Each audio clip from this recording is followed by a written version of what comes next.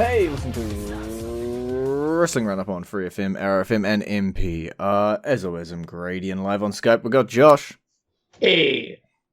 Where do we start this week? We got a lot of Raw, we got a lot of SmackDown, we got a lot of NXT. I'm gonna cast our minds over to Raw and just look at this entire sort of Braun Strowman, Drew McIntyre, Mace, T-Bar kind of thing that's going on, because that kind of dominated Raw this week. Yeah, this whole situation seems to be just mixing storylines together to just so that we can get to an end to the Drew Lashley stuff. Yeah, it was a weird one because we thought, maybe at Backlash we're going to get Drew Lashley one-on-one, we'll finish their feud, we'll move on. But I'll double check. Yeah, Braun Strowman has found his way into that match. So with that match at Backlash now being a triple threat, it raises that question of, well, will it be the end to said feud? I would assume so. I think this is just so that Drew can be spun out of the feud without taking another direct loss. And it makes Lashley look like an even stronger, more dominant champion to take down two people of the profiles of Drew McIntyre and especially Braun Strowman. Especially after he pretty much killed Shane McMahon at WrestleMania. Yeah, it's definitely going to line up to be great for Bobby. If Bobby didn't lose it one-on-one to Drew at WrestleMania, I don't see him losing it here. There's the possibility that the triple threat is there for the reason that we thought the WrestleMania Universal triple threat was there. Where you have Drew pin Braun, get the title on Drew without Bobby taking a loss, but it seems as like we're fully in the era of the Almighty. I'll get the sentence out. Yeah. I definitely think we are. I think that's where we're going. And I'm going to say this now, just because, and you're going to curse at me because I'm going to put it into the world. No. Because of what could happen on Friday night before we re-recording early, and before it becomes a fatal four-way with the inclusion of Daniel Bryan. You can put that into the world, that's fine. As long as Bobby Lashley still wins. Or Drew. Drew can win. Be totally fine with Drew. But I guess the whole implications with all of this and Drew McIntyre and Braun Strowman, they are both in that match with Lashley, but they are also both preoccupied with Mace and T-Bar. We got 2 more weeks of content off the top of my head beforehand, and I don't think we're going to lead to like a 5-way with those guys in it, but I think they might affect the ending of the match. Yeah, I can definitely see that. Especially, I could see them affecting it the way the Shield did for CM Punk back in the day. I don't know. It's definitely an option. Yeah, we've got a little bit of a time to build towards whichever direction they want to go, with Backlash sitting there just on the horizon a few weeks away. You mentioned what happened or might happen on SmackDown. Daniel Bryan might be booted away from SmackDown forever. Yeah, that's why I threw that out into the open, is because he could always go to Raw afterwards, or he could go to NXT, and we could end up seeing some interesting matches there, like Adam Cole versus Daniel Bryan. So that's an option. But yeah, I think this absolutely has to be the clean break. Daniel Bryan needs to lose here, just because we don't need him to win the Universal title. I don't think he's the right person to beat Roman in the first place. So yeah, it changes things up. It gives us another options for him, Daniel Bryan. He could go to Raw. He could go to NXT. So he could even hop across the pond and go to NXT UK. His options are wide open. And yeah, I think it'll be interesting to see where he goes, because the only thing I'm not even going to put into the universe is the chance he wins, right? We should really just be sitting here just talking about where we think he could go. The most likely option is obviously Raw, but my ears did perk up when you mentioned NXT there, and I think that could be a very interesting thing, both character-wise, for him, and to freshen up. Like, you look at NXT, not saying it needs freshening, but, you know, Daniel Bryan versus Gargano, Bryan versus Ciampa, Gargano versus Cole, Gargano versus O'Reilly, Gargano versus Cross, Bryan versus Bella. There's so many of the top NXT guys, and even not the top guys. You know, you look at your Bronson Reeds and stuff like that as well. Could do with an amazing match with Daniel Bryan, and we know he could put on an amazing match with a broomstick. So whatever he ends up doing down there is going to be amazing as well. It's just whether they take that approach and let him head down to NXT or not. Yeah, you could definitely elevate some people in the NXT by wrestling with them and putting them over. And Daniel Bryan's not one of those people that aren't going to be willing to do it either. So I could definitely see an Adam Cole getting elevated. I could see, you mentioned Bronson Reed. That would be an option. Johnny Gargano's an option. Or even our NXT champion, Karrion Kross. So many options. Yeah. I think that is the most interesting, and that I would be of any of the options he has. Mm-hmm. Although I would probably pay money to see him versus Walter. It'd probably be his last match he'd ever have, but I would pay money to see it. Yeah, it would be an interesting one for certain. But I guess while we're talking about the NXT stuff and the guys happening there and all the title scenes and everything, got to mention Bronson Reed manages to score himself a win over Austin Theory and score himself another North American title opportunity. So we're going to see him take on Gargano once again and maybe capture it this time. Maybe. Definitely been building and rumbling with him feuding with The Way. I just am a little concerned that there may be a non-Way member that gets involved in this match, and that could cost him. Always got to be wary of the wandering Loomis on the outside. Well, no. Nope. LA Knight. A wandering LA Knight on the outside. Yeah. Although Dexter Loomis is just, you always have to worry about him in every match in NXT because you don't know what he's going to do. Yeah. Most likely, he's going to be hanging around The Way. But we don't quite know just yet. There's so much happening, as you say. You know, you got LA Knight, you got Bronson Reed, you got The Way, you got Loomis. And if you were talking about The Way, then you're also talking about Shotzi and Ember Moon. And so many characters, that's upwards of 10 at this point, just sort of involved in this one developing story branching out from The Way. And it's good to see, and I don't know how any of it's going to resolve, because they are all their little individual puzzle pieces, but they do all affix to this central piece called The Way. Because we could have new NXT Women's Tag Team Champions as well. Maybe. Doubt it. But maybe. It's always an option. So, yeah, love to see it, and can't wait to see how it all unfolds in the coming weeks. I think it is only going to be 1 or 2, maybe 3 weeks before we do get to see it properly and fully unload and unveil right before our eyes. And while we're talking about NXT, I'm going to take this as an opportunity to jump through into our entrance theme of the week. You mentioned Daniel Bryan versus Walter. Why not play Imperium's theme here for you now? And then when we get back, we'll talk about their match they had this week on NXT.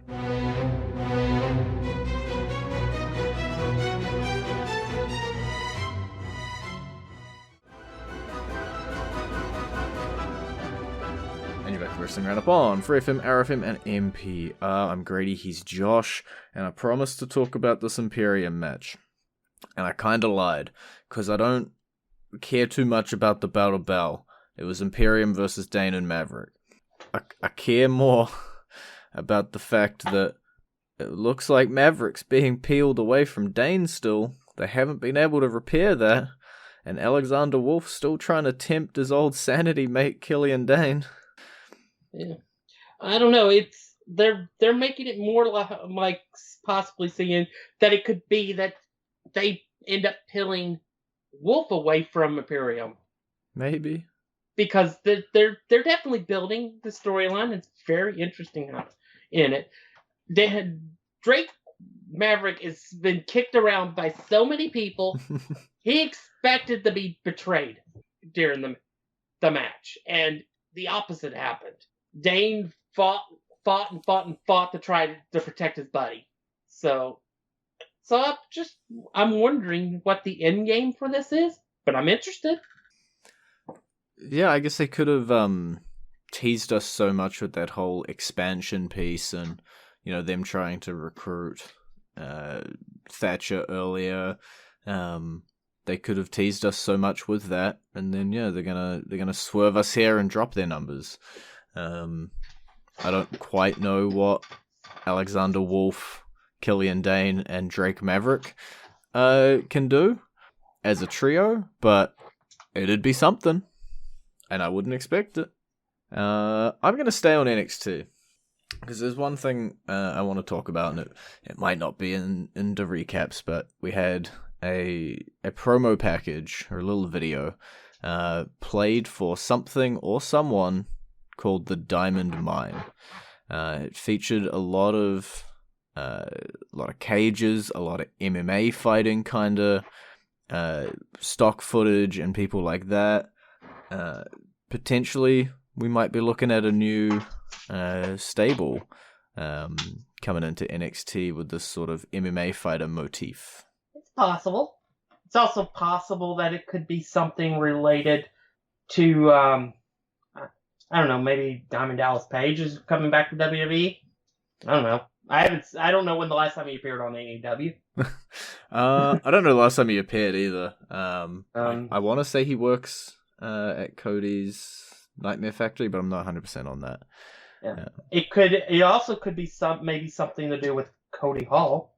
Yeah.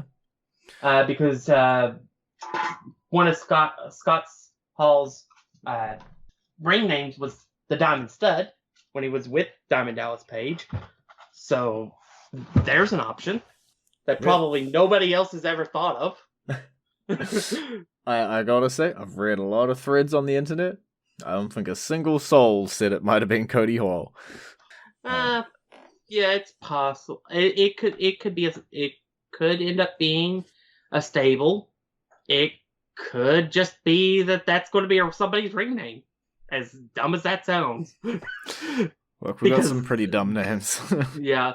I don't know. Well, I guess we'll just have to keep an eye out for what's coming down the road. I was gonna say the line. Say the one line that we have. We'll see when we see. Let's jump tack a little. Let's jump into the women's division. Because it was only last week we were talking about this whole Charlotte Flair being kept out of the picture, suspension, fine. She's back already, but the important part of what I want to note is that Sonya Deville brought her back in. Yeah, that was interesting. That Deville is seemingly making decisions for the Divas. And that's not sitting well with the established, unofficial, official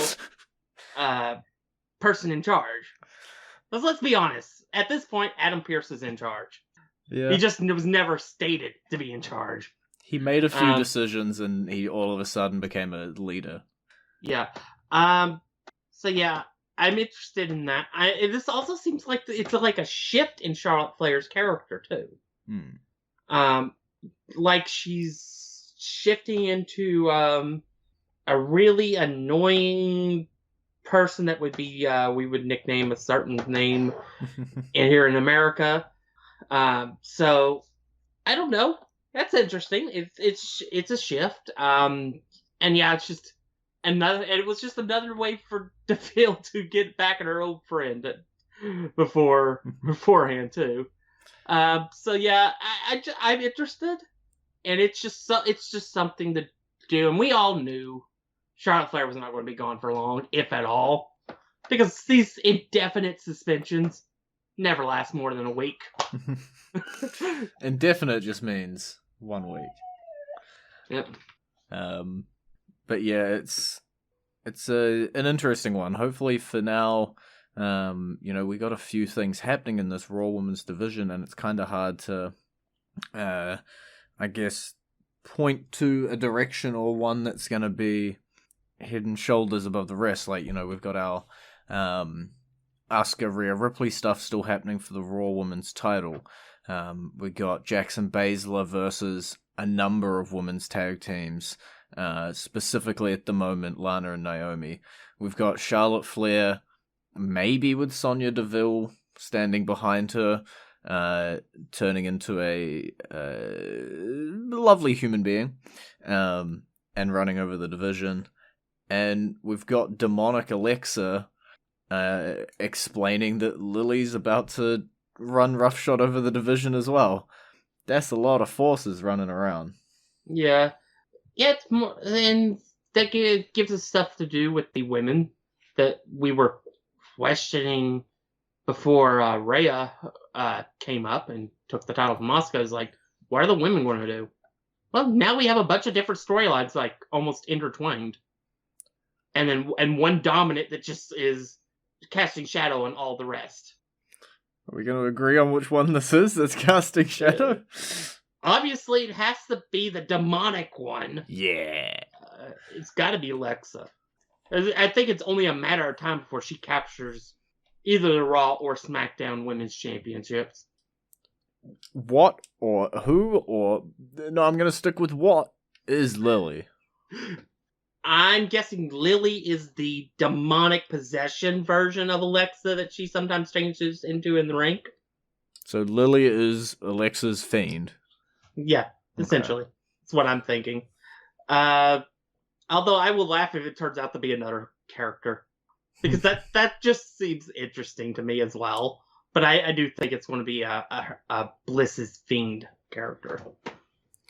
Yeah, it's a strange one. And because it is just so... I'm going to stick with strange as my adjective of choice.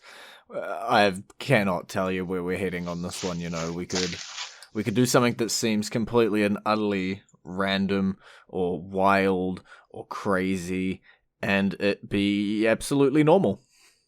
Especially when it involves Alexa or the Fiend. Yep. You're not gonna spook me, scare me, or worry me if, like, Lily is a crazy, rabid murder person. That's on brand. And I don't know what to expect. To be fair, we've already got a serial killer in Dexter Loomis down on NXT, okay? Oh, nothing's off the table. He's not a serial killer, he's just a serial kidnapper. Yeah, sorry. But yeah, I don't know what is happening in the Raw Women's division. And conversely, if we jump into SmackDown, we jump into the Blue brand, and we look at what's happening in their women's division.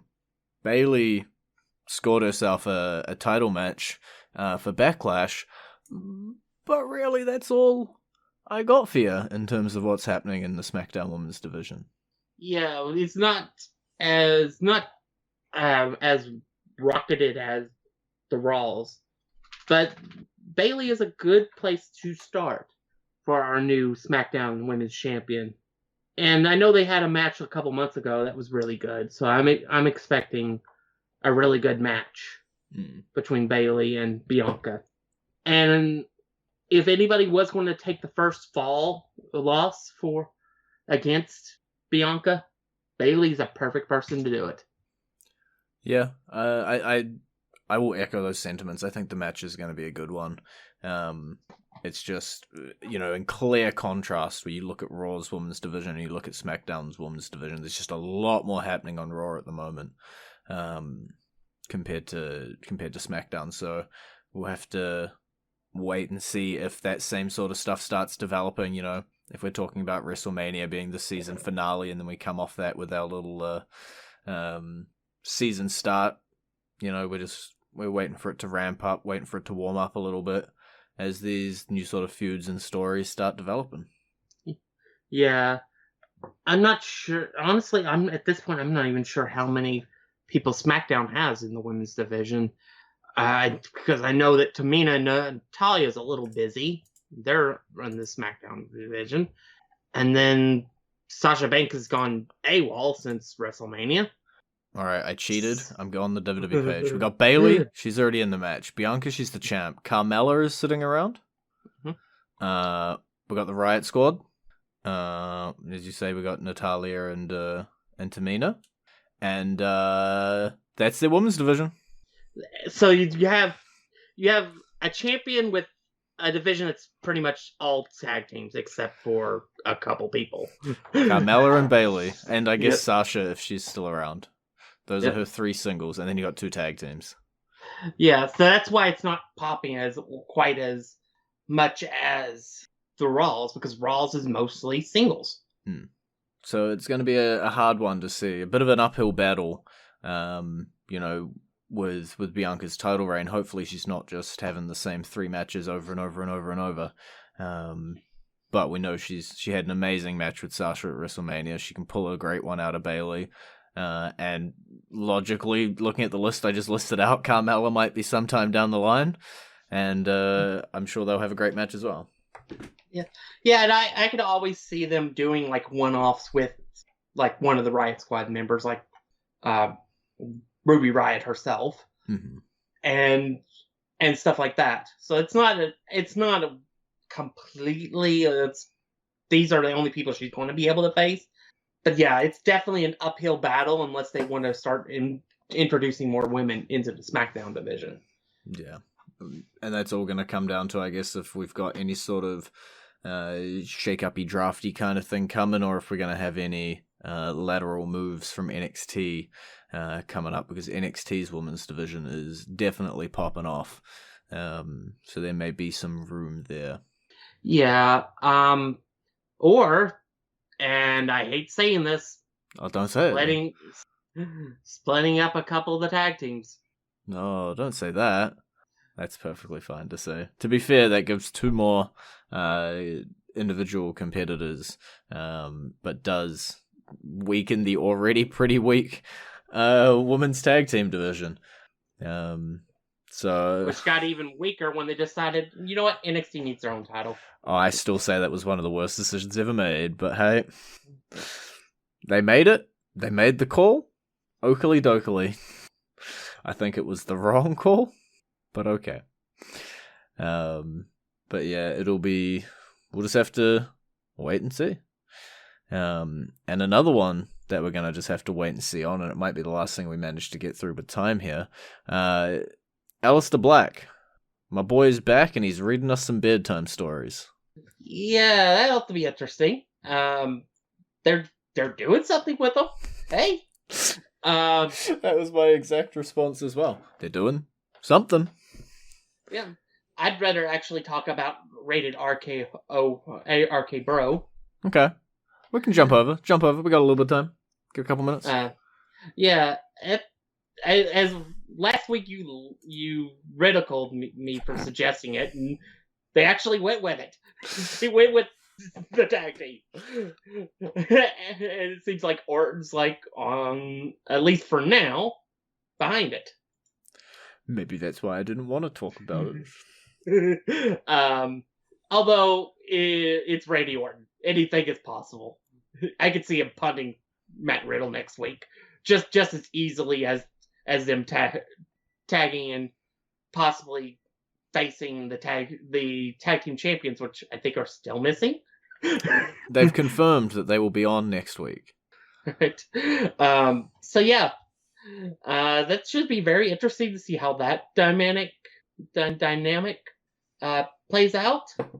Because I just want to see Riddle just get on the last nerve of Orton the way he did with Pete Dunne in NXT, and see how Orton reacts to it.